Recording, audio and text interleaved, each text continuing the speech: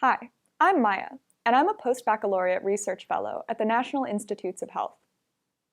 I'm sure you've heard about the importance of recycling paper and plastic, but did you know that your cells have a recycling process too?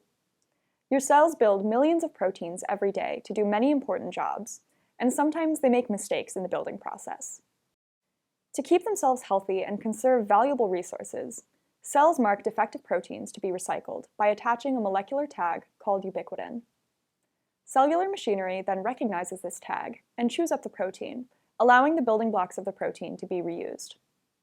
This recycling process is very complex, and problems with any step can cause disease. My research focuses on a helper protein that acts like the first runner in a relay race, passing the ubiquitin on to its teammates so that the ubiquitin can eventually be attached to a protein that needs to be recycled.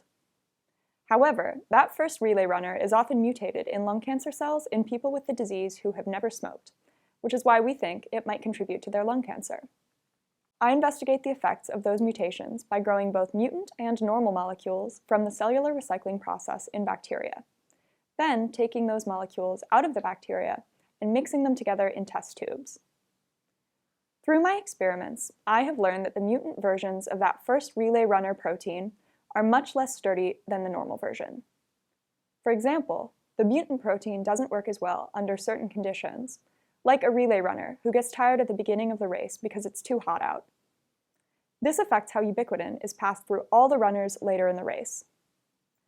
I hope that my findings will eventually be used to develop treatments for some cases of lung cancer, and for the many other diseases that result from problems with the cellular recycling process.